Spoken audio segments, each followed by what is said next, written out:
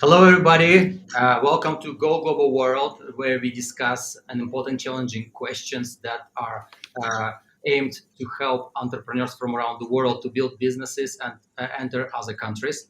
And today, I would like to discuss this kind of a routine question at the same time a very challenging question that helps your business actually go up and running and achieve results that may lead to your future success. And this is a go-to-market strategy.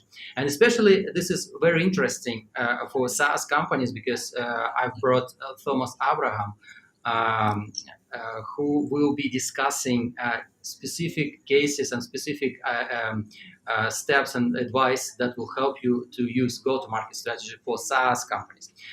Welcome, Thomas. Happy to have you here. Yeah, wonderful, Daniel. It's a great pleasure to be on this platform with you. Yeah, thank you. Thank you. Well, Thomas has joined us recently and expressed his willingness to help our global companies and he, especially those who are SaaS companies, with go-to-market strategy. Thomas is an advisor of HR tech and SaaS companies on their business strategy, go-to-market, strategic alliances, and go global expansion. And he's also has a in his portfolio he's of T ventures and HR includes businesses with innovative products, solutions in human capital management, learning experience, talent acquisition, employee experience, assessments, HR analytics, many more, blockchain infrastructure as a service, AI, and more. Well, Thomas is streaming from India, and you're based in India. Am I correct? Right Yeah, now?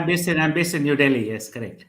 That's awesome. Right now, I'm in Moscow, Russia, about to jump my plane to the United States. So, well, it's and it's actually very usual for us to have people from around the globe to share their expertise. So, Thomas, I gave very short introduction about yourself. Please give a little more words about yourself, and let's get started. Yeah. Thanks so much, Daniel. Yeah, I think your introduction was great. But yeah, just to share with everybody, I spent about 30 years in the corporate world, leading companies like Walters Kluwer and Sage Software in India.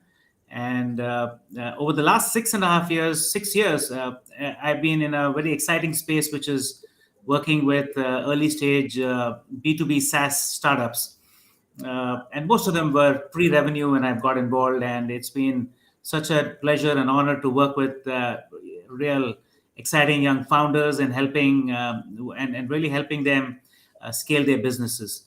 So it's really been a wonderful journey in the last 6 months, and I look forward to this conversation. Awesome. Well, today's topic we have innovation and go-to-market, the new game changer in SaaS. And I have a third question to you. Why SaaS, software as a service, is booming? Well, Dallin, I must tell you a small story before I get into that. This is a 15-year-old story, and I was I used to work for a global company which had a legacy software business, largely in the business application space, largely addressing SME and the mid market segments. And they were a global leader, and 60% of their revenues every year came from maintenance, and all their products were largely on premise or desktop. And at this global conference, one of the senior leaders actually stood up and said that SaaS is a pie in the sky. And those days, Salesforce was doing really well, but this particular company had put all its bets on the on-premise and the desktop space, and they were doing exceedingly well. So there was very little investment which went into the SaaS space as far as this particular company went. And and guess what? Over a period of time, and they had fantastic brands. In fact, we had great market share even in markets like India. We had fantastic companies using our platforms. But what really happened was that in the subsequent years, we've had several SaaS startups which came up, and many of them were in similar domains at this particular company, and they really felt the competitive pressure. And over time, they exited several markets, and they actually sold several of their product portfolio companies as well. So I guess this has been this has really been the story of many a legacy software company. And so clearly, SaaS has made the difference, and it has made a lot of legacy software companies sit up and actually watch out for them. And Right. and, and we clearly know that for very various obvious reasons, SaaS is booming because today businesses are looking for standardized products. They're looking for products which have best of breed processes, which can be implemented without a fuss. And even if enterprises require customizations, most of these SaaS platforms have the ability for you to build in those customizations without really impacting the core platform. Apart from this, obviously we know that upgrades are fairly easy and fairly seamless. And I recollect my days in the legacy software company, where it was fairly time consuming and resource hungry when we actually wanted to do some significant upgrades for our customers. And on the other hand, we are also seeing a boom as far as hosting platforms are concerned, be it AWS or Azure or so many others. I mean, they really take away your pain of investment, of managing your application, and so on and so forth. Therefore, that's another reason why I would why companies would actually want to subscribe rather than build and host it themselves. And furthermore, if you really look at it, most of the newer technologies are born on the cloud, and most of the new technologies are driving Yeah. new functionality, they're driving innovation, and they're all born on the cloud. And when you look at consumers, today's consumer is mobile first, right? I mean, they really are wanting everything on their mobile application, and more so with a hybrid work scenario where people are on the move all the time. I mean, like you're at the airport right now and you're using a cloud product, right? Yeah. Imagine if you were using a desktop product there. And finally, from a business standpoint, it's also making things very competitive. So while SaaS companies are growing fast, it's also very competitive for them because actually it's very easy for you to replace a product, because it's the cost of switching for an enterprise is very low because they haven't really done any major investment apart from a subscription. So actually, SaaS companies also need to watch out. There's great opportunity, but there's plenty of competition even in highly competitive spaces. Yep. And considering that the top markets, especially the United States, they are booming in SaaS space. And if you're looking at venture models, they are looking for a small team that can scale fast. And Yeah, software as a service sometimes might be the best solution because you yeah. subscribe, you pay with credit card, and then you can go actually global. Yeah. In your opinion, what are the critical success factors for a SaaS business? Yeah, I think clearly yeah, it's important for the company to identify, what are the gaps in the market, right? I mean, what are the gaps and in specific segments that they wish to operate. So when you're actually building a product, you need to be aware of what are the gaps. That's one. Second thing is that there also could be opportunities for companies to look at adjacencies. So Yeah. let me just give you a couple of examples just to illustrate what I'm trying to say. So for instance, there's a company that I'm familiar with by the name of Zictel, which is in the talent marketplace space. And what we discovered was that there are lots of companies in the learning technology space, and one of the adjacencies in learning technology is actually how do you collaborate with people. So one is how do you get content to learn, but how do you learn in the flow of work, which means how do you have access to experts, how do you have access to mentors, and so on and so forth. So there's an adjacency with this company saw, and therefore really looked at building something. So I think that's the first step. The second thing is that is there innovation in its true self. For instance, every founder thinks that he or she is has a great innovation, but is that actually happening? So again, let me give you an example. 5 years ago, I came across a company called Infido in the employee experience space. And those days, most companies did what they called annual surveys and quarterly surveys, which were lengthy, which were anonymous. And employees never really took it seriously because they always felt that there was nothing in it for them. It was always about the company and very little about them. So Infido came out with the concept of having a bot which has a conversation with the employee on the day he or she joins, and on the day 7, day 14, and so on and so forth. And a lot of people actually felt they were talking to a human being because it was very conversational. The bot was able to empathize and ask follow-up questions if you had a negative sentiment and so on. And there was a clear action plan that was getting defined, based on the output that was coming out. So I think the clear thing is, therefore, do you have an innovation? The other thing is, the other very important thing, which I'm sure we will talk further in the conversation, is establishing product market fit, and we'll talk about it later. So I really won't, Yeah, dwell deep yeah, into yeah. that. I'll get there. I'll get there. Yeah, Um, yeah, yeah. but my interest here, like I want to go step by step, and if we take, for example, medtech devices, and they have lots of priorities to get to the market. But the first priority they should take is to actually get FDA approval, because without this FDA, and they won't be able to actually Yeah. get to the market, just because a Right. regulator won't let them. What should be the priorities for of an early stage SaaS company? Yeah, so I sort of firmly believe that unlike 5 years ago, there's a great opportunity today because you have a fantastic ecosystem of incubators and accelerators. Now, Yeah, if you looked at it 5 years ago, most companies had limited options. They pretty much had to do everything themselves. But there were a few incubators and accelerators around the place. But today it is proliferated right across the globe. Every country has it.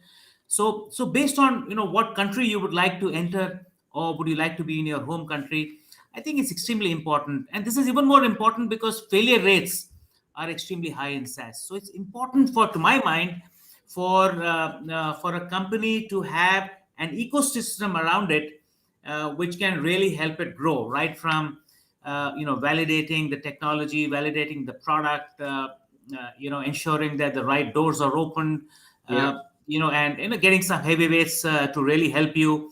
And linked to that is, how do you get some good advisors to sort of collaborate with you. So I think these are some priorities, but I also believe that I think founders need to step forward and also start, building brand at a very early stage. And I've always believed that brand building at an early stage, can follow a principle of what I call a zero marketing budget. Because today you've got social media, and if you're smart, and if you've got anchor customers, then how do you leverage your anchor customers? How do you make them your fans? How do you make them your brand ambassadors? I yeah. think I think these are small things, but to my mind, they're very, very critical for an early stage company to start looking at it, because that should be in their DNA if they want to actually grow fast.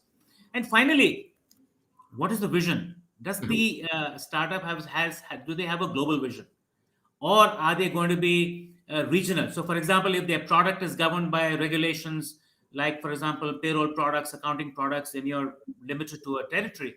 But otherwise, SaaS means global. So, do the founders have that fire in the belly for having a global vision? So to my mind, these are. I mean, there are so many other regulatory priorities and so on and so forth. But what I meant is that these are some critical ingredients that a SaaS company needs to have if it really, wishes to grow rapidly. Yeah, and I would just, I mean, it's hard to add anything here. Say that when you were speaking about making this a global brand, I would actually even emphasize on this when you are working, selecting your target audience. Just focus on customer development. So becoming not just another product, but becoming the best product or solution for this specific target audience, because they have a pain you can solve. And Yes, this that's is right. how I slowly move to the question you want to discuss before, is the market fit, product market Yeah. fit. Well, why is the product market fit critical for SaaS companies? Well, I was just doing some research on product market fit recently, and I came across some very interesting statistics. So, the founder of a well known SaaS company has said that 80% of SaaS companies never make product market fit. Isn't that an amazing statistic? That's one thing. The second thing that I read in another study by a company called Startup Genome was that startups need 2 to 3 times longer to validate their market than most founders expect. And this underestimation often creates the pressure to scale prematurely. And that can be suicidal for a company which wants to scale prematurely. And another point that I heard that I was reading was that, as a thumb rule, people say that market fit means that you should at least have customers in double digits, which is 10 plus customers. There are other people who take more aggressive views. And for instance, companies in the US or other experts in the US say that if you're a US based SaaS company, then they say that if you have 100,000, up to 100,000 MRR, only then could you have considered yourself to have some semblance of product market fit. So it varies from market to market. But having said that, I think product market fit is extremely important, because that's the only way that you're actually solving a pain point of your customer. That's the only way what is your target audience, who are the people that you wish to talk to. And if you don't have clarity on this, you might end up spending a lot of money, and then build something which is commercially not viable. Or you might just burn a lot of cash hiring people and scaling prematurely, and sort of so on and so forth. Yeah. I agree. But let's get to like a little bit challenging part of SaaS companies. Most of the SaaS companies are trying to start from the US, even though they might be starting from outside the US. They're still trying to get to the US market because of getting good funding in there and good evaluation. And but the US is a red ocean. So my question to you: are SaaS companies struggling with product innovation in businesses that are and therefore super competitive? Yeah, I think so. See, I think historically there's been a theory that in every product category, there perhaps will be three companies which will survive. There will be a market leader who will have majority market share, and then there will be a distant second, and then a third who's very close to the second player. But interestingly, what we are seeing in the SaaS world is that even if markets are crowded, there are new entrants coming in all the time, right? So let me just give you some couple of examples just to illustrate what I'm trying to say. So if I look at something like the payroll software, that's a classic red ocean. It's there all over the world. Margins are declining rapidly. There are HRMS players who operate in the SMB, mid market, and the enterprise space. There are vendors who provide outsourced payroll services, and the number of vendors in HRMS and outsourced payroll services are also increasing, right, by the day. And people are taking geography specific approaches. They're taking price specific, strategic options, and there's very little product innovation happening there. Because how much innovation will you really do? And as a consequence, there is huge downward pressure on spiraling, price downwards.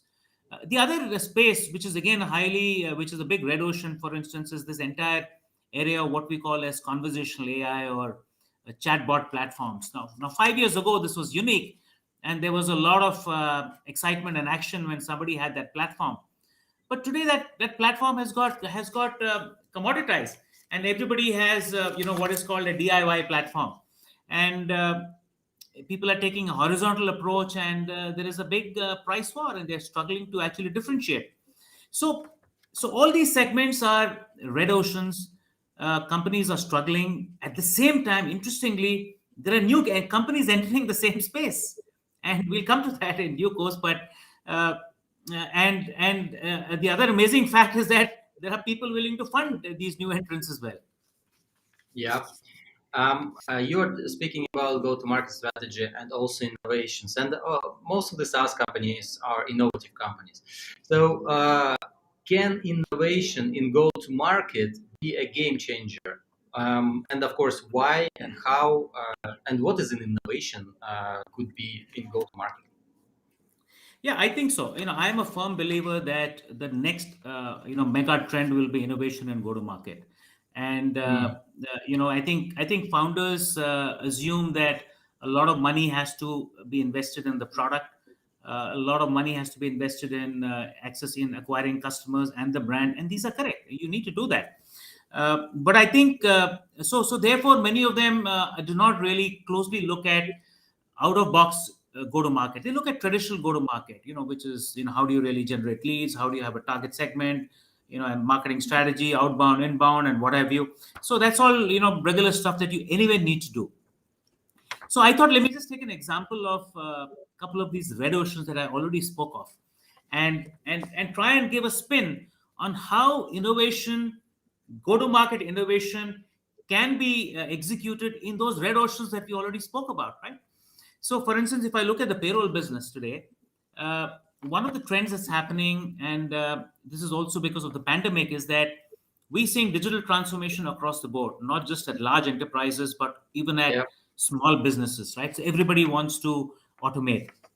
So this has opened up the opportunity uh, for uh, for companies which operate in that ecosystem. For example, there are payment gateways which operate in that small business area. There are e-commerce platforms which operate in that space. There are B2B marketplaces that operate in that space. Now, all these companies which are in that ecosystem are also now saying that, look, we want to add on other services around it because we want to own that segment. So, for instance, I know of payment gateway companies who have launched payroll, or they have partnered with a payroll company, or they have acquired a payroll company. So, it offers an opportunity for existing payroll SaaS companies to partner with some of these companies. Likewise, accounting software. That's again become very hot because there's a great opportunity for them to now really collaborate with these ecosystem players. So, what's also happened is that the ecosystem is starting to shift significantly, which is opening up opportunities. So it's important that even if you're in a red ocean, you have to keep your eyes open, and you have to have an open mind to really be able to, collaborate with people so that you can drive some innovation as far as go to market is concerned. And then I also want to briefly touch upon the second example, which is the chatbot platform, which is again a red ocean. So here again, I want to give an example of how horizontal companies can actually build specific vertical use cases and embed it. So, as an example, you can have a chatbot platform which builds an HR bot, and instead of trying and marketing it themselves, which is what a lot of people would do, they can in turn go and plug it into an HRMS platform, because the HRMS platform, the value to them would be that I've got a bot which adds a lot of value to my company, and this company will keep upgrading it. And for the for the chatbot platform, they have access to the entire customer base of the HRMS company. Or it could be a bot in the financial services space, which is maybe a lending platform. So you build use cases in the lending space and you plug it into a lending platform. So it's a win-win scenario for both the lending platform and for the bot platform. So even though you're operating in a red ocean, there are ways in which, if you creatively look at your go-to-market, you can actually start, building some opportunities. And to my mind, that's the reason why investors believe that they still need to put money in this red ocean. Yeah. Well, you are right now connected to our global audience, and our community, global world, actually promotes the entrepreneurship access for anyone who wants to start a business. But more than that, we are trying to say to people that it's not about local business. If you're building a startup, you're already by default global, and you just need to find the right ways to access other markets. And this is what we are trying to give our community members. And the question, and this is probably my final question to you, what should be the strategy for SaaS companies seeking to expand globally? Yeah. So as I mentioned earlier, Daniel, I think SaaS companies, which unless they are regulated or they are very, very addressing a very domestic need, they should have ambition. They should have a global ambition, right? And that's one thing. The second thing is that I also realize is that very often when you are building a product in your home country, you may realize that the home country is not your market because you have built a significant innovation, and perhaps your home country is not yet up to that level of that innovation. So perhaps you need to go to a more developed market for actually launching. So I think that's the beauty of SaaS. You can start anywhere, right? You can build a product anywhere and you can launch anywhere. And therefore, to my mind, one of the key things is that and there are lots of things for them to navigate, right? So they need to navigate a product market fit. They need to navigate messaging, positioning. How do they get pilot customers? What segment to focus on? Pricing, channels, partnerships, and what have you. So traditionally, a lot of SaaS companies have taken an approach of, if I want to enter the US, for example, many companies have said we'll take a remote approach. We'll be in our home country. We will burn some money on some outbound and inbound, lead generation, and then look at engaging with those customers remotely. Then there's another set of SaaS companies which have said, no, we'll take a direct entry approach, which is that the co-founder relocates to a market like the US, and then they participate in events, exhibitions, and then try to do some work over there. And the third area, which to my mind is the most effective and which is really a more structured approach, is really to look at a business accelerator, right? Because, and I would really recommend that approach because I know of companies which have taken the first approach and got nowhere, who have taken the second approach, spent a lot of money and got nowhere. And when they went the third time round, they went through a business accelerator, which was a more structured approach. Because it's also important to focus with a business accelerator who understands your domain. They probably have some expertise and have delivered in that particular space. They have advisors with that kind of capability, with that ability, who understand the domain.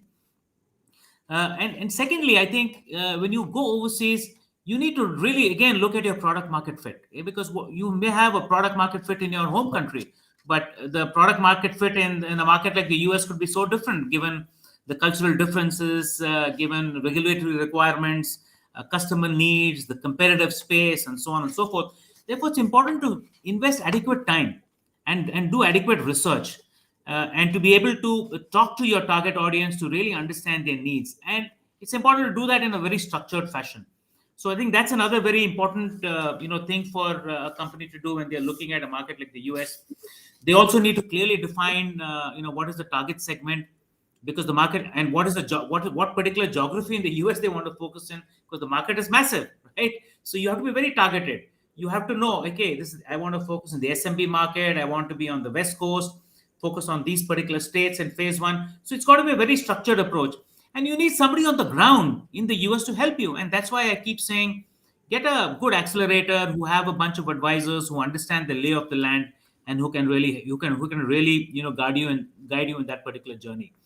And So these yeah, are some important things. I mean, there are many more things that you need to do, but I think getting some basics right is really critical.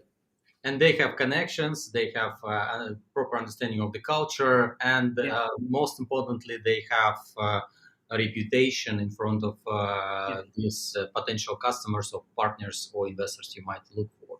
Well, that's right. that was a very productive and targeted conversation. I think we nailed this topic, and I really appreciate your help to our global community. Before we close, feel free to share your final thoughts to our global audience. And on this note, we will close our session. Yeah, absolutely. So I think, firstly, if you're a SaaS company, think big, think global. I think that's the real most important thing as a founder. Think global. You look at the big picture rather than being very, very narrow. Number one. Number two, I think, seek help. Use the ecosystem. Don't try and do everything yourself, because 80% of SaaS companies fail, right? So try and leverage everybody that you can. Get as much help as you can. In the early stages, that's extremely important. Once you've raised your series A or B and C, then it's a different kettle of fish. But I think look for good people to be around you so that you can take the right guidance and actually move forward. And that was Thomas Abraham, Managing Director, Hexa Global Ventures.